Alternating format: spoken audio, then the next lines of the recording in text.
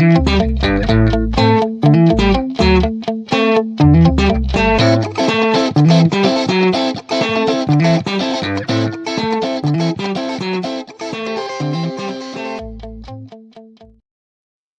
was actually able to see it. What up, though? Welcome to another episode of Full Metal Analysis. Man, we missed y'all guys last week, man. Had a lot going on, man. Give a shout out to my wife, you know what I'm saying? It was our anniversary, you know what I'm saying? Happy and her birthday. Happy heavenly birthday, babe. I miss you. R.I.P. But so took that week off, man. We missed some things, but a lot went on in the week last week, man. Lions got another win. It didn't look like they was gonna get a win, but they pulled it out against the Texans in an ultimate comeback. I think that moved them up in everybody's eyes, because people were saying that people that we never won a game like that. But what do you think about what went on with that game last week, Marcus? That Texans game was a good game to watch as a Lions fan. With the outcome and everything, it was probably the first time that a lot of Lions fans watched a game where the Lions looked terrible. Yeah, they looked terrible. Where the Lions looked terrible in the first half, and still stuck around with the game. And never really felt all the way out of the game. And that's definitely how I felt, because honestly, there was some things going on here and there, but really, no disrespect, but it was really just Jared Goff just kept giving the ball away. That was really the biggest thing. You could say David Montgomery wasn't hitting the holes like he normally does. But really, what made you feel like that game was just getting away from you was just that you just kept giving the ball away, and that was on Jared Goff.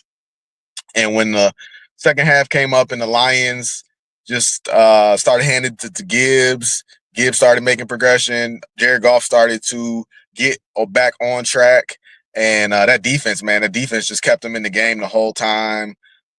C.J. Stroud was without his two biggest weapons, in Diggs and Nico Collins. They did have Joe Mixon. Even with Joe Mixon, though, the Lions did a great job keeping him in check. He had a touchdown, and he had about 30, 40 yards, which was way below his season average. So even though the game looked as bad as it did, to your point, watching the Lions come back in that game was spectacular. And it was just a testament to how far along this team has come. Yeah, man. Shouts out to the defense in that game. And then they went on ahead and continued that into next week against Jacksonville, so you have last week where they made a hardcore comeback in a game that, I'm saying, I'm not sure a lot of people thought they was going to win. And this week they move on to Jacksonville in a game which I felt like everybody thought they was going to win, but not by the margin that they did win by. Like, Jared Goff went to having a 5 pickoff game to a perfect rating game, and he threw for like over 400 yards. They scored on almost every drive, I think, except for the last drive that the starters were in. What was it, like 7 touchdowns and 1 field goal or something like that? 38 first downs. You know what I'm saying? Everybody scored. I think almost on everybody on offense scored. So you go from that, and then you go from a blowout win. Everybody says, what I've been hearing everybody say is, well, the Jaguars are not a good team, but it's still an NFL team. So to put up 52 on them is an amazing feat, and that's not the only game that we've had a lead like that in. So after that game, I've been hearing everybody talk about the Lions are number 1 on their list. Is that the same thing for you? Yeah, definitely. That's what the talk of the town is. Indisputably, the Lions are the Vegas favorite to win the Super Bowl right now. they're the only pushback I've heard, which is valid. I'll give him more credibility than radio hosts have. But the only pushback is that who have they beaten? I guess is how my man was trying to phrase it. And you could say that they beat an undefeated Minnesota team. They played in the elements against Green Bay. Houston was a big game on a lot of people's watch list. I think it lost a little bit of luster, like I said, with no Nico and no Diggs. But even with that being said, you can only play who's in front of you. And my thing is that I was going back and forth with this thought in my head, but at the end, I kind of came to the conclusion that we are so used to there being a big dog out there, or big or plural, big dogs out there. We gotta play this team. We gotta play that team. And while I am very, very much excited to see how we look against Buffalo in a couple of weeks, I gotta say that no matter who you put the Lions up against, you can always make the argument that there's going to be a team that's better than that team out there, because right now the Lions are the best team in football. So it doesn't matter at this point who we play. I don't think, like I just don't think that a lot of people who are of that mentality, I don't think they've come to I don't think they've reconciled with the idea that the Lions are the best team in football. So when you want to see them play like another juggernaut team, you got to realize that even against a juggernaut team, we might still be favored. Off the top of your head, man, I believe Buffalo's coming here. So what would you expect that spread to be? Um, I, so I still think that we're a better team than Buffalo. I mean, Buffalo has a decent defense, and I mean, they offense is Josh Allen. So I mean, our offense is significantly better than just Josh Allen alone. You know what I'm saying? We have so many weapons, and they just have basically. I mean, if you want to throw Cook in there and Amari Cooper, but I mean, we just have so many weapons that I think we still outplay them unless Josh Allen just has a breakout game and rushes for like 200 yards. I don't see them beating us. The defense has been playing lights out. Even if you manage to stop our offense, uh, our defense is playing lights out. And I would just go back to I want to go back to your to my man point of we haven't played anybody, because I would like to add on to that list. The Rams, when we played the Rams, they weren't missing Cooper Cup and Puka Nacua. We started off playing them full strength, even though Puka Nacua got hurt at halftime, but we did play them at full strength. And the Seahawks, who aren't a powerhouse team, but they are a good team. They lost some games since DJ Metcalf got hurt, but we played them at full strength as well. Um, and I will raise them the fact that I will raise you the fact on your point that some of those teams were missing players when we played them. I will raise you Aiden Hutchinson. I will raise you Taylor Decker. I will raise you JMO when he was out, or Brian Branch when he got thrown out the game. You know what I'm saying? We've had injuries to significant players throughout the. We've lost Barnes. Malcolm Rodriguez is a backup, and he's out there starting. So we've had hurt players throughout the season as well. So I can't really accept people putting hurt players in there, because injuries happen in the NFL. It's been plenty of seasons year after year where we had plenty of hurt players and nobody gave a fuck. So it's whatever, man. Like you said, you got to play whoever's in front of you. I But would, yeah, I man. would, I would say don't. I would ask what.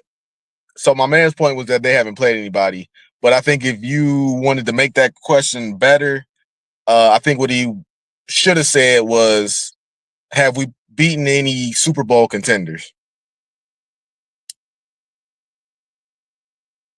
The closest I would put would probably be.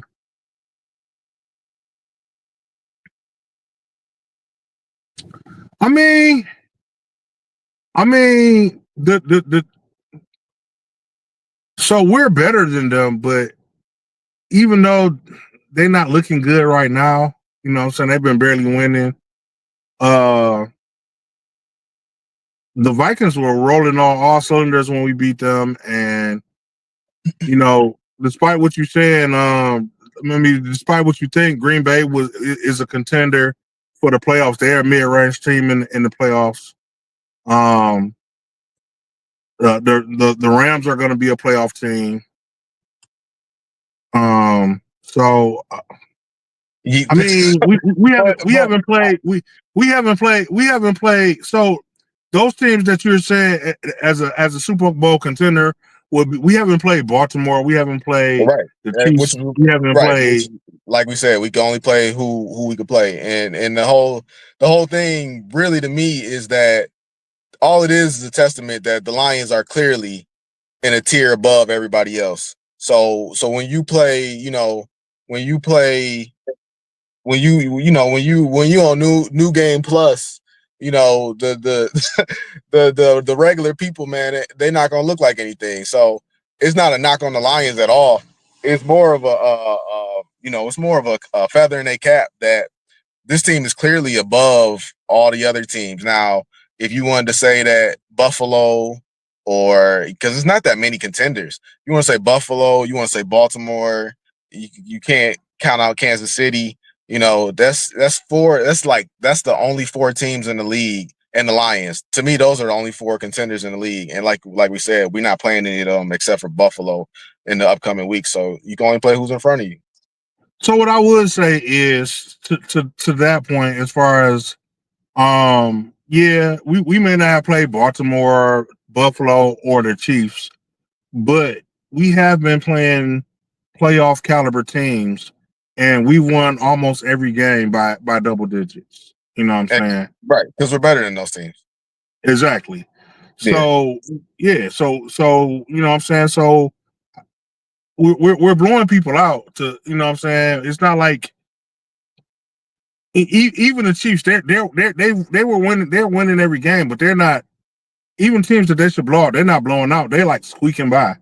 You know what I'm saying? And nobody will make that argument for the Chiefs, only because if you base how the Chiefs are playing this year, um, would you consider them a Super Bowl team? I mean, they're undefeated, but based on how they're playing, would you consider them a Super Bowl team, or would you just be like, some of them?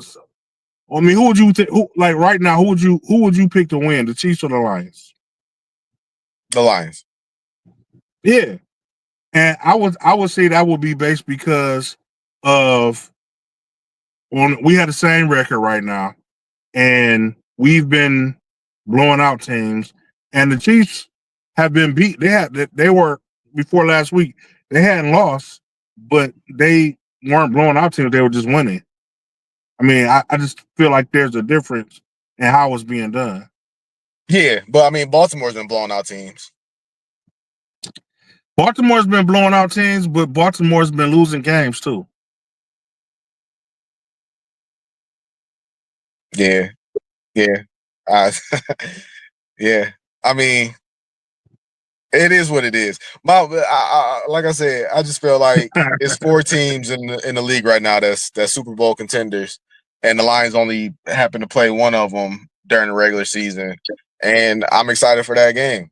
And just like I said, man, you can only play who's in front of you, and these playoff teams that you're mentioning, like you said, they're just playoff teams. Nobody's considering these guys Super Bowl contenders. They're long shots to win the Super Bowl, and the Lions are not long shots. Lions are, in fact, favorites to win the Super Bowl. So, when you see a Super Bowl favorite go up against a playoff contender or somebody who's not even going to make the playoffs, the Lions are doing what they're supposed to do. Yeah, man. I mean, I don't want to make it seem like the Bills game is not important. It would definitely be um a testament to a test to see to test our metal. But I'm fully confident we can beat Buffalo, like for the reason that I mentioned earlier. But I got another question for you. So um uh so I don't know what game do you feel like is more important if we had to play Buffalo, uh San Francisco's got Christian McCaffrey back, or um if we end up playing the Eagles. Which game do you think will be the most important? Um, well, we wait. So, As far as so, matchup. so say a question again. So like what I'm trying to say is like so we got to play. Which let me see if I can rephrase it. Which game do you think will be so? Which game do you think will be more of a test for the Lions playing San Francisco, the Eagles, or Buffalo? Just in general, like just on a random matchup, Not on a random matchup. Like if we had to play them in the playoffs. which would be tougher. Yeah, which one do you think would like going towards the Super Bowl on the road to the Super Bowl? Do you think any of those teams would be a problem? Like if we had to, or we wouldn't Oh meet yeah, Buffalo unless we met them in the Super Bowl, right. and and but there's a good chance that we could meet Philadelphia and San Francisco in the playoffs, even though it's Yeah, looking like San yeah. Francisco So will be a wild card. so it would be Philly. It would be Philly. Um, because so we get San Francisco towards the end of the year, and depending on the outcome of that game could change my answer. But assuming that the Lions go into San Francisco, a game that I'm sure based because right now, man, the Lions look like a team that after the season was over, like not after the season was over, the Lions look like a team that they played a game, right? And the game was over and everybody went home, but the Lions stayed on the field. And they practiced they practiced after they lost that game, and they just stayed on the field the whole following week, and they stayed there until the following Sunday, and now they waiting for the game for game day. That's what the Lions look like this whole season. So if that 49ers game, dog, I can't even imagine how amped they are going to be to go into their stadium and get a second chance at the 49ers. But that being said, though, right? That being said, I'm assuming that they win that game. Okay. But then you meet them up in the playoffs again. Now they kind of back to square one. The 49ers are looking at a Super Bowl. Like right now, the 49ers are looking at a Super Bowl. Like they don't have any revenge tours other than whoever they play in the Super Bowl. But our revenge tour is so our list is so long. We've checked out so many boxes this year, and the 49ers are probably at the top of that box, at the top of that list. So going to San Francisco, beating the 49ers would be a sweet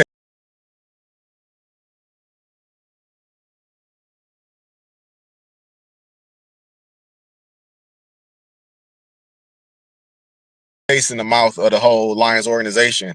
But if you do beat them and then you meet them in the playoffs, then I feel like the field is level again. And that would be a tougher matchup because I'm not gonna say that they would lose that game, but I'll just But say you that got the your juice. revenge. Yeah, you got your revenge.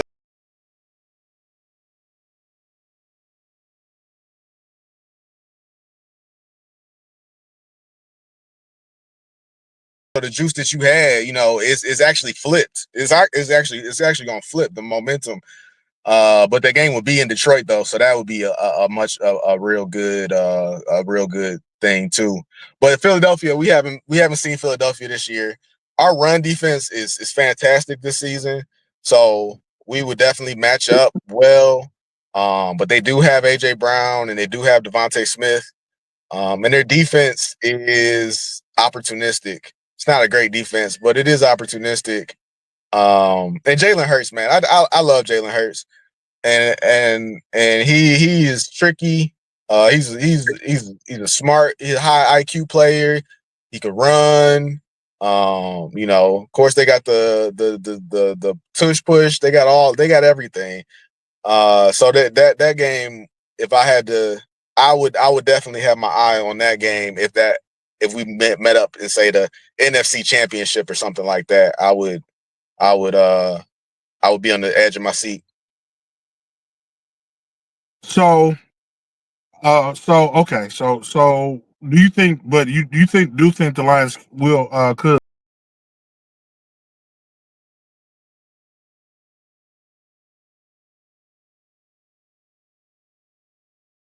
beat the Eagles though?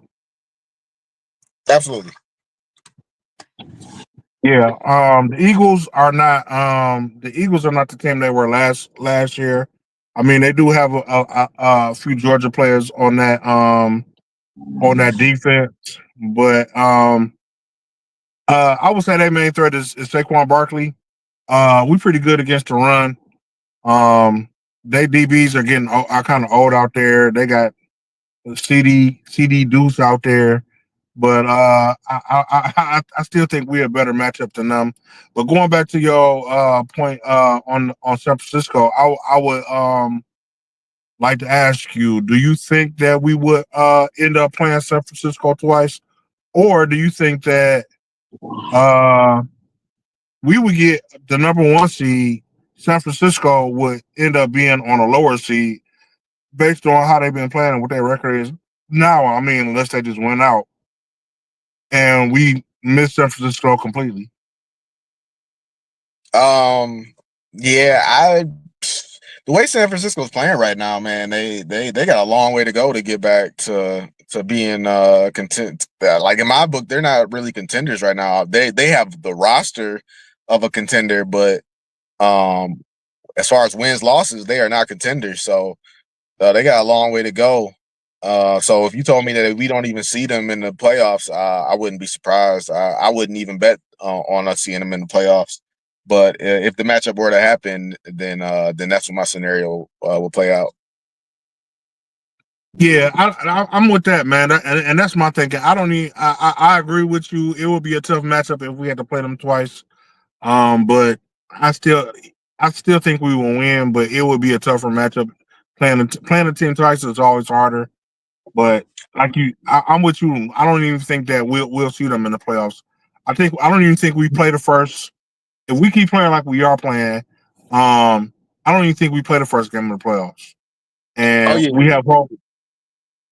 yeah. Huh? Nobody's. I think Minnesota and well, I mean, it's still a lot of football to be played, but right now Right. Minnesota and Philly are the only people that are pressing us for that number one seed. Yeah, and I don't think Minnesota is I don't think Minnesota is gonna the way they've looked the last couple of weeks. They've been winning, but they've been playing weak teams. And I think a better team they would have lost those games. So I think they're gonna drop a couple of more games. And Philly is like Baltimore. Like I mean, they look good, but every now and then they'll just randomly just drop a game. So yeah, man. If we take care of business, the toughest game on our schedule, like you said, would be the Bills. And like I said, like that, I think we just out weapon them. Our defense holds its ground, and San Francisco is a revenge game. So you know what I'm saying. So I think the one seed is ours, barring we messing ourselves up, and the way we've been playing, I can't even see that happening. Um, so San Francisco, last year we should have beat San Francisco. But Right. but due to a due to an incredible amount of unforeseen circumstances, we lost that game.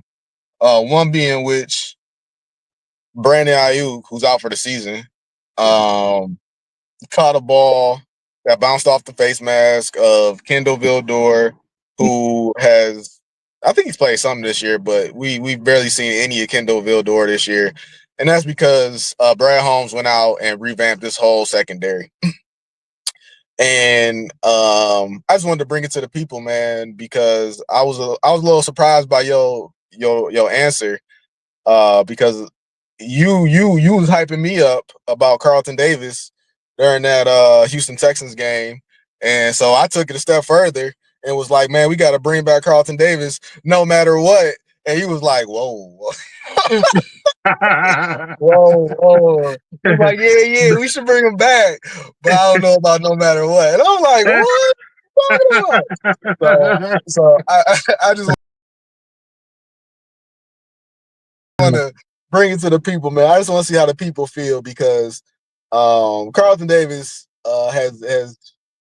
I was excited about Carlton Davis. I'm sure there are people. I might even fit into this category. I don't know. I have to do some self reflection, but I'm sure Carlton Davis is exceeding the expectations of a lot of people right now, man. He's playing great football. Uh, we played 11 games, if I'm not mistaken. He's played in 10 of them. Only missed one game. He's got 39 tackles. I'm sorry, he's got 50 tackles, 39 solo, 11 assisted, 2 interceptions in that Texans game.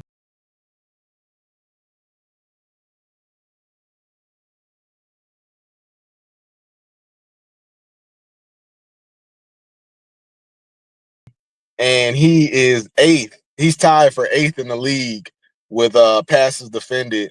Uh Side note, your boy Brian Branch is second in the league with passes defended at 13. Carlton Davis is tied for eighth at 10th. And your boy Kirby Joseph is tied for 12th at 9th. That secondary, bro, is so revamped and so amazing. I also No, saw man, we got the best secondary in the league. I also saw a tweet from I think it was the Detroit Free Press maybe, but they put out they put out a nickname for Branch and Kirby Joseph, smash and grab. I like that. I thought that was I thought Yeah, that I that's thought perfect, dog. That's yeah, perfect. no, I like that. Kirby Joseph still, let me make sure. Yeah, Kirby Joseph leading the league in interceptions. But that being said though, man, Carlton Davis came here on a trade. They reworked his contract to basically being a 1 year deal. We don't know if they're going to extend him or not, but I think he is a huge piece of why this defense is playing so well. And if you were able to find money for Taylor Decker, Aleem McNeil, I definitely think he fits in that category to garner in a contract extension. No, man, and so let me put a little context on my answer, man. So you asked me, so you asked me, do I think that they should bring Carl should they bring Carl dang, why am I blanking? Carlton Davis. Yeah, should they bring Carlton Davis back? And I was like, yeah, you know what I'm saying? I believe they should bring him. I believe they should bring him back, man. He's out here playing lights out right now. You know what I'm saying? We do have one of the best secondaries in the league. Yeah, you should definitely bring him back. I mean, unless he asking for too much money. I mean, unless he asking for a crazy amount of money. I mean, if he asking for a crazy amount of money, then I mean, you got to move on. And I mean, I don't think that's a crazy statement, man. I mean, with that being said, man, you're gonna have to pay Kirby. You're gonna have to pay Hutch. You know what I'm saying?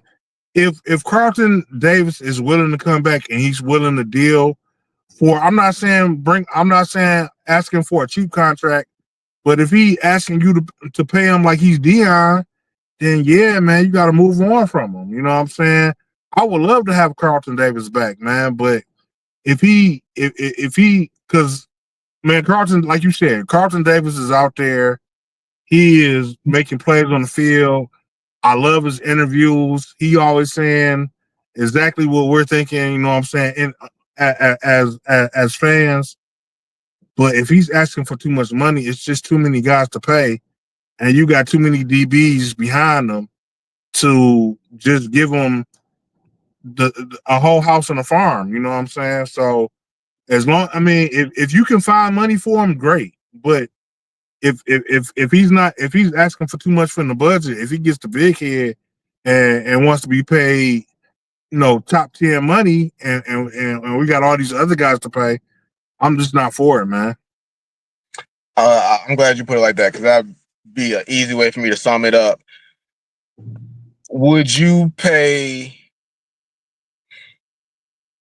Well, I mean, you said it right there. So you wouldn't pay top 10 money to Carlton Davis for 2 years.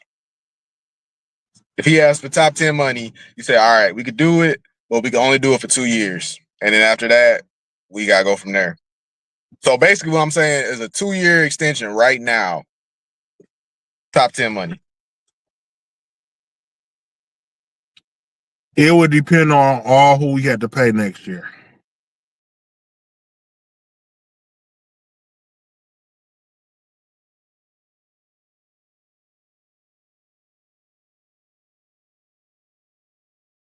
I feel you. I feel that's a fair answer. I'm all in, but I respect that answer. Yeah. I mean, like, if I'm giving out contracts, man, if I'm giving out top 10 contracts, I think his will be the last. Is where I'll put it. I will make sure I lock Hutch down. I will make sure I lock Kirby down. I can't rewind history, but I can't rewind history, but knowing what I know now, I would have signed him before Aleem McNeil and Taylor Decker. I would sign him before Taylor Decker. I know you're a big McNeil guy. I mean, what about Josh Pascal? Do we got to sign Josh Pascal first? No, you sign him before you sign Josh Pascal. Okay. I'm just saying, man.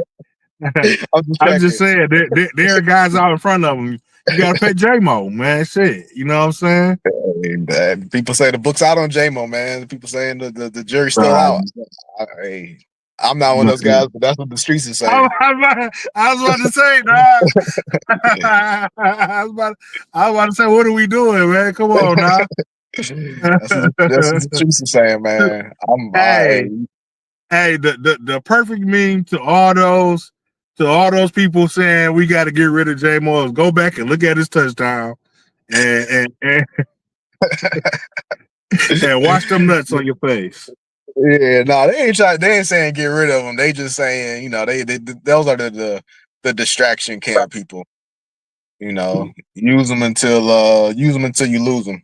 Man, after they found out he had a gun in the seat, man, I saw all type of comments and people saying, "Oh man, we need to trade J-Mo while we can because he's a distraction to the team, and I'm saying he's just gonna keep doing this and he's gonna keep getting in trouble." But what I see is when he gets on the field, man, he all business. You know what I'm saying? And yeah. you know what I'm saying? And I keep seeing his teammates say,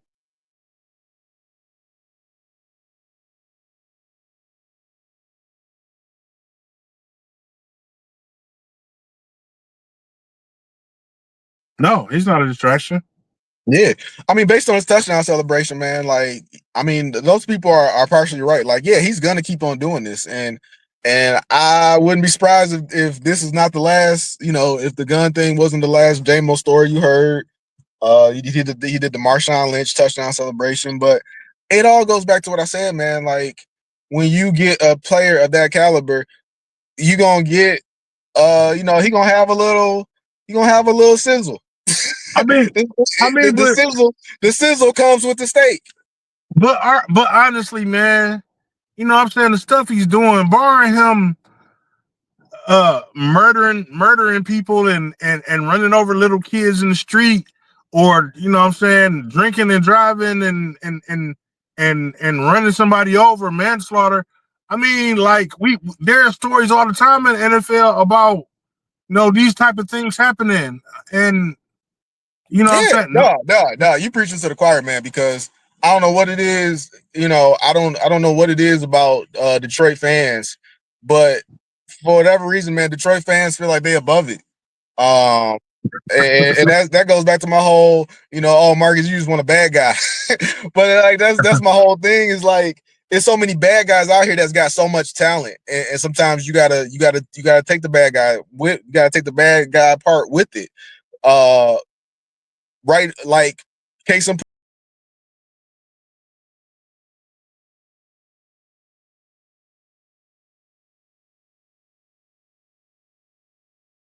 point, who has been the most impactful player on the Houston Texans this year? Shit, Mixon. Joe Mixon. I don't know if you watched that game on Monday night, but Joe Mixon, uh, first off, he had 3 touchdowns, but let's rewind time against the Lions. Joe Mixon on the sideline, slamming his helmet down, going crazy, doing the most. You know, I mean, he had a touchdown. Like, bro, you had a touchdown, and I mean, your yard's not where it's at, but you getting the ball, like, but you doing all that stuff. Like, I didn't even understand that. But the point is, that's Joe Mixon. Joe Mixon last night scores a touchdown. He talking to Trayvon Diggs. He scores another touchdown. Dog, this dude doing like 70 down the residential. That's anyway. Um, but anyway, Joe Mixon, he going into the end zone. What's he doing? He high stepping, looking back at the defender, taunting. Like, look, oh, and the boys right behind him. No, that's the second chase. Oh, he going the wrong way. But but my point is, man, like I said, man, if you want the steak, man, it's gonna come with some sizzle. And Nah, I'm pretty sure the Houston Texans aren't gonna give away Joe Mixon because he got a little bit of personality. let's rewind even further back than that, dog. Before Joe Mixon even started his career, this is the same dude that before he even came to the NFL, socked the shit out of a woman before he even got into the league. I mean, did the when he got drafted, what was Cincinnati like? Oh man, I don't know about this guy. No, they were not. But Cincinnati was notorious for taking crazy people.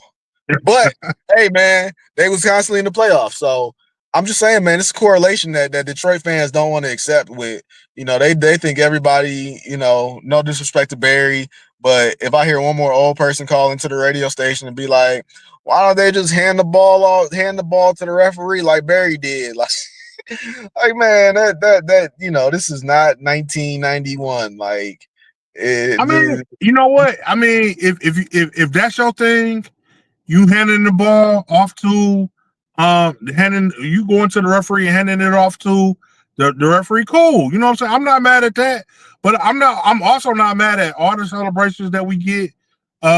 Seeing St. Brown do the Hadouken in the end zone was fire. You know what I'm saying? Seeing them do a handstand upside down. I mean, I love that. You know what I'm saying? All the celebrations that they do. I mean,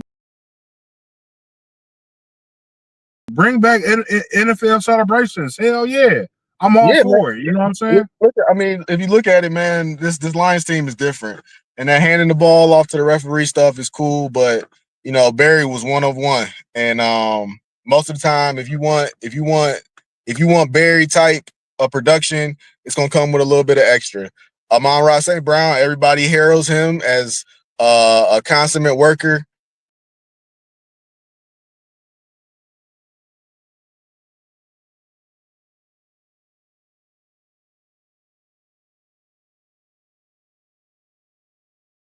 One of the hardest workers in the league, and he definitely is that. But don't get it twisted, man. Nobody else showed up to that Green Bay game with a hoodie that says Green Bay sucks. You know that, I mean, that right there. I mean, it's cool if you're a Lions fan because you laugh at it, but I mean, that right there, that's the same thing that J-Mo doing, you know, just showing out. Brian Branch gets kicked out the game.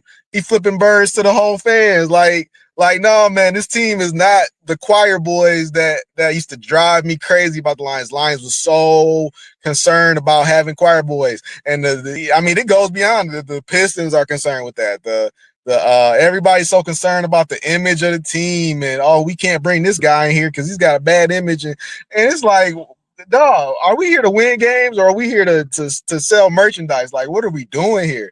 So I'm all for the brashness and for the, and Dan Campbell loves that, man. He loves it. He fuels it. He brings out of people. He wants passion, and that's what that is. That's passion. And we got passionate players, passionate fan base, passionate coaching staff. Like, it's just all passion, bro. So like,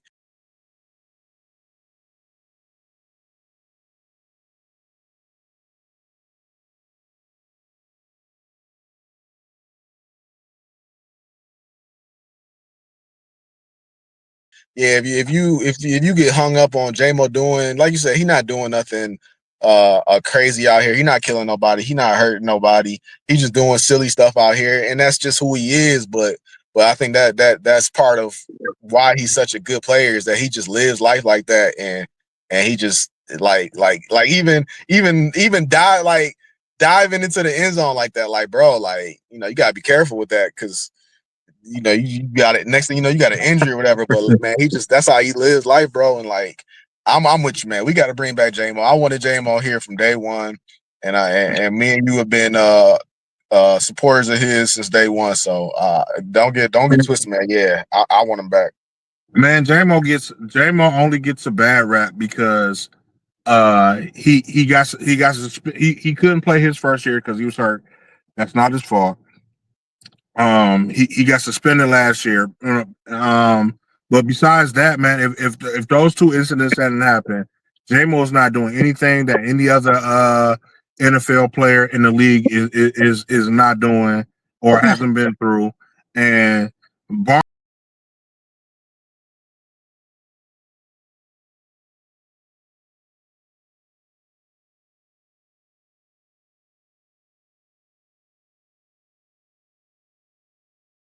barring him running out, doing what my man just did, and going 70 down a side street, running down little kids in the streets. Man, leave that man alone, man. The Lions are out here celebrating. He got suspended. They out here having fun, and I mean that's what makes this team who they are, man. And speaking on that, man, there's a lot of people out here also complain. Well, not Lions fans. This is the rest of the league. All the other teams out here boo and crying. The Lions are running up the score. They trying to call us dirty and anything they can think of, man, to downplay the success that we're bringing to the team, man. And I think Carlton Davis said it best, man. We bringing our best, man. You know what I'm saying? We came out here to play, and you know what I'm saying? If you don't want that to happen, play better. We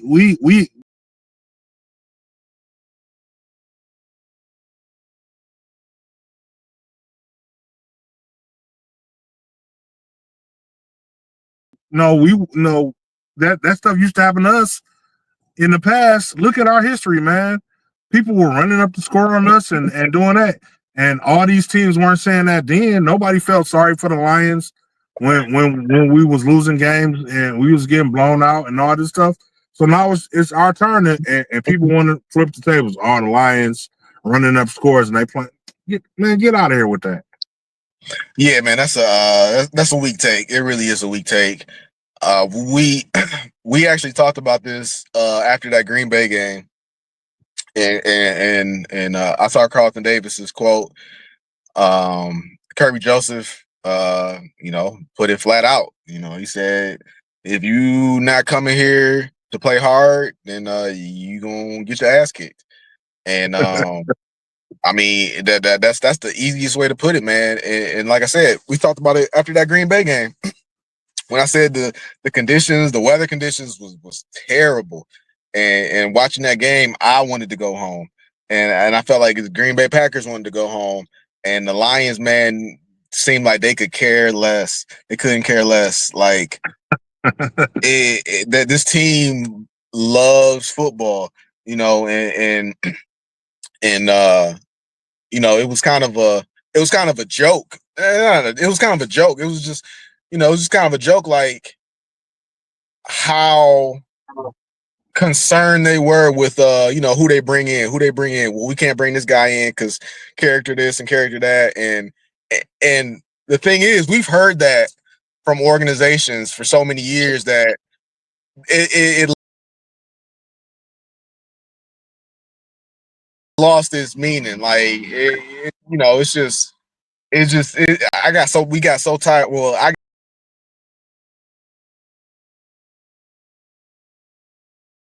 got so tired of hearing it as a fan. We can't bring this guy in because blah blah blah. But this is the first organization I've ever seen where I can see it manifest on the field of who they want to bring in and why they want to bring this specific type of person in. Dan Campbell said it in the locker room after the win, like, all you guys are here for a reason. We made sure to bring each one of you in here for a specific reason because you could play football and you got the right mentality. And that's what this team is, man. Like on Sunday, Monday, Thursday, they come in to play football, and that's what they get paid to do. That's what this league's about, is playing football.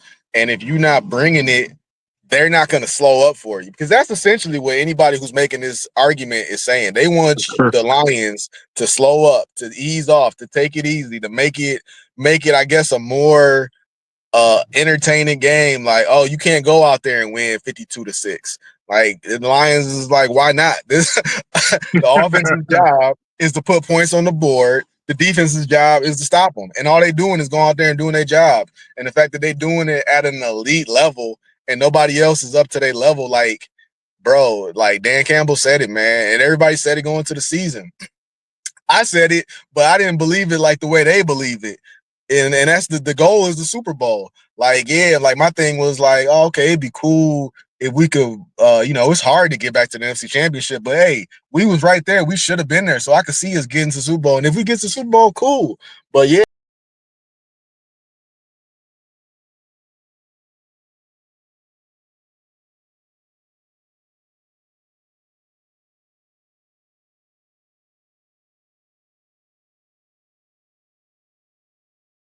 No, right now, man, this team has been playing, like I said, man, like they just never left the gym. They was in the gym all off season.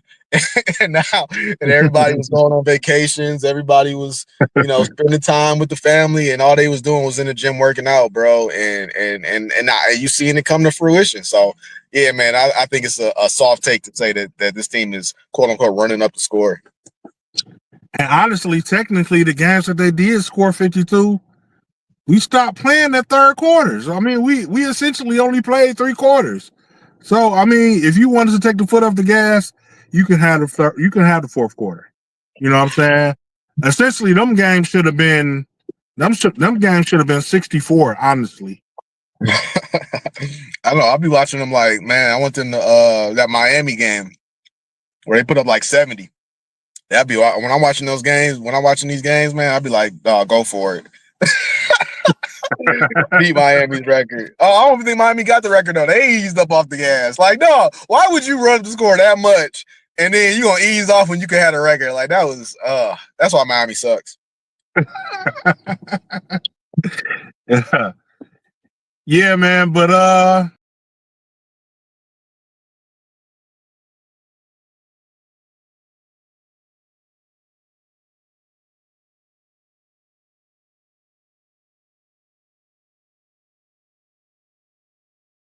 yeah, man, but moving forward, man, I feel like, that, like you said, that is what makes this team.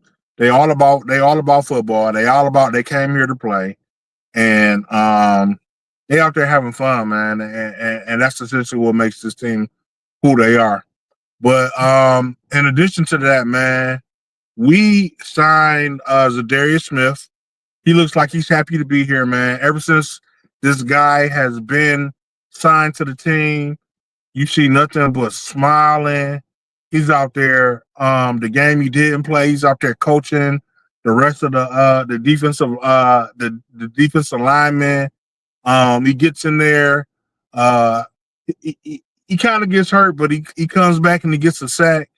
You know what I'm saying? He does his little celebration. He looks like he fits right in. And that goes to another character guy that Brad Holmes brings in. And we did lose Alex Anzalone, like I said before. Broke his forearm. I think he's going to be out for 6 weeks. That is another hit to the team. But, we essentially just got Malcolm Rodriguez back. And I also heard yesterday that we signed another linebacker, somebody named Long, to the practice squad. So, so I just wanted to throw that out there. Yeah, I don't have too much to go off of that, but I'm excited to see Zadarius Smith and see how he does. He did get a sack last game, so yeah, we need him, and I'm excited to see how he fits in on the team.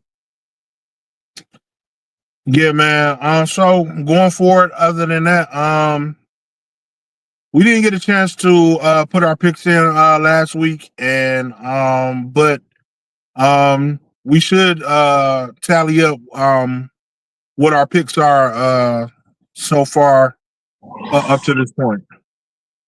Yeah. So on the season, we looking at I am 74 and 76.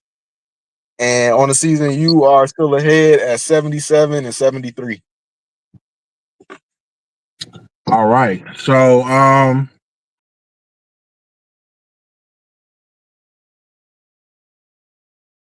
don't know, man. We got another show this week, or you want to do it all here? We might as well just go ahead and knock it all out right here. So you want to try to put in our picks for this coming up week? Yeah, but before we do that, real quick. Oh, we can talk about the Pistons later if you want to, but really Yeah, what I want to talk that. about, really what I want to talk about is I was on Twitter yesterday, X. I'm sorry, X.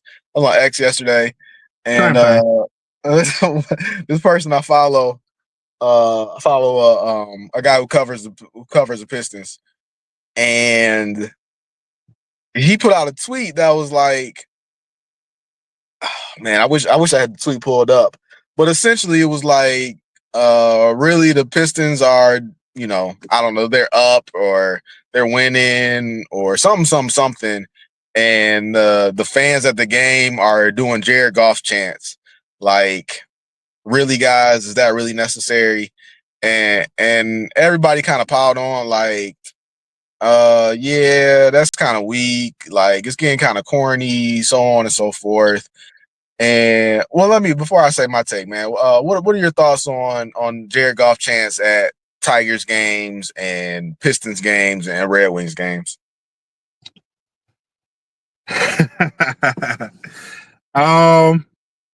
Yeah,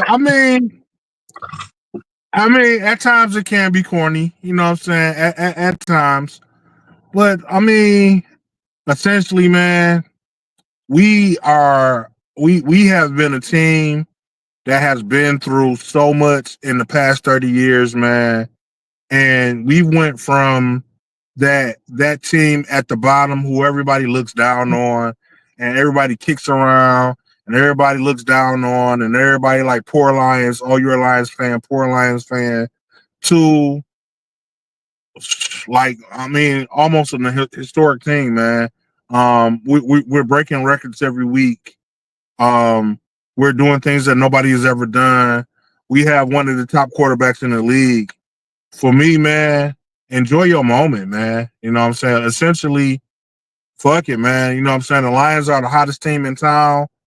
And if you want to show love at a Pistons game, you want to show love at a Tigers game, hell, you want to go over and take over Houston Stadium and do the hustle. You know what I'm saying? Take it over and chant Jared Goff why you jitting to whatever to whatever's going on in Houston Stadium. So I mean, you can call it what you want, man, but Lions fans are enjoying their moment, man, and I think people better just get used to it, man, because it's probably gonna go on for a couple of years now. So when I see a comment on Facebook or Twitter, before I put my response, before, if I'm gonna respond to it, before I put my response, I want to go through all the responses and see if somebody's already said what I said. And I had to scroll through like 20 different replies before I finally got to one guy who said it. There was another one, he took it to the extreme, and even to the extreme, I was still kind of with him, honestly, more than I wasn't. But when I hear the Jared Goff chant, right?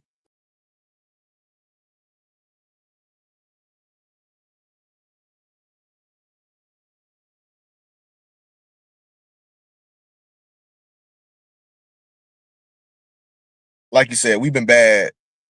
You put it perfectly. We've been bad for like 30 years. Detroit sports in general. And finally, we have the best team in the league, which, like you said, we haven't been able to say for 20 years. Somebody put it in the comments that the Pistons team won about 20 years ago. So we haven't had the best team in sports. We got 4 professional sports teams in Detroit, and we haven't had the best team in any league in years. And for the first time, we haven't even won the Super Bowl yet. But bro, right now in this moment in time, we have the best team in football.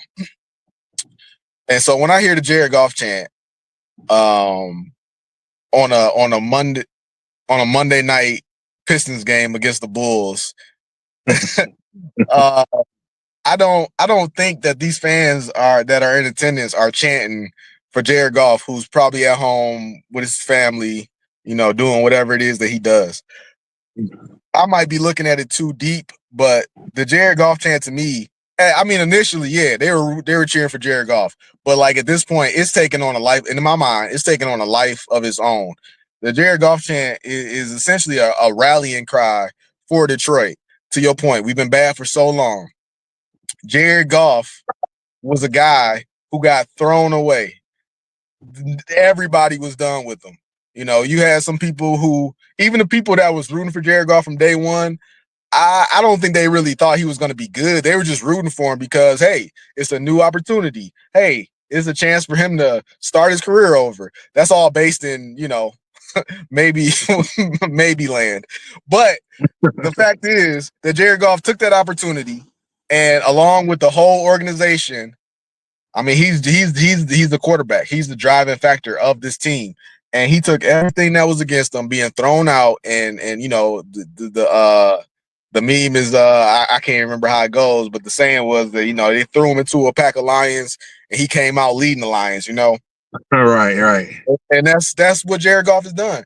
So when I hear the Jared Goff chant, it's not about people at the Pistons games are cheering for this guy. It's about that this is a guy that this is what we want the Pistons to do. We want every team in Detroit to rise up from the ashes, from being at the bottom and making it to the top. Because that's what Jared Goff chant is to me. It's just a viral and so somebody replied to my comment like, well, why don't they just cheer for the team that's on the court? Why don't they just support the players that's on the court? It's like, because those players are bums. And they're not bums, like they're not bad players, but in the grand scheme of the leagues, they haven't done anything. They haven't done anything to where you feel like this is sustainable. They haven't done anything monumental. Now, if they were to do something monumental, if they was to turn the page on decades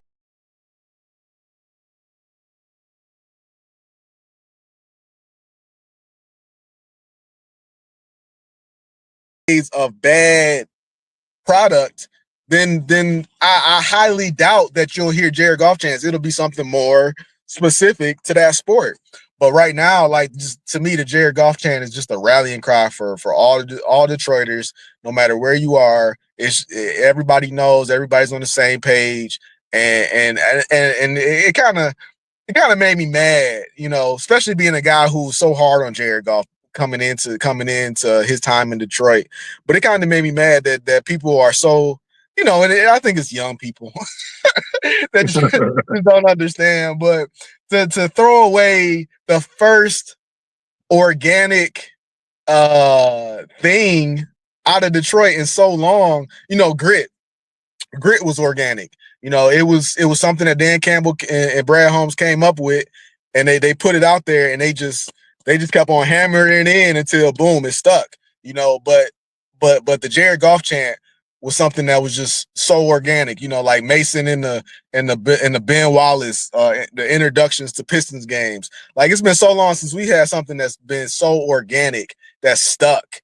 And you know, to say, oh, we want a Pistons chant, like, you can't just make up a Pistons chant. Like, it's got to happen, and it's not gonna happen when you go out and you lose to the 5-9 Bulls. So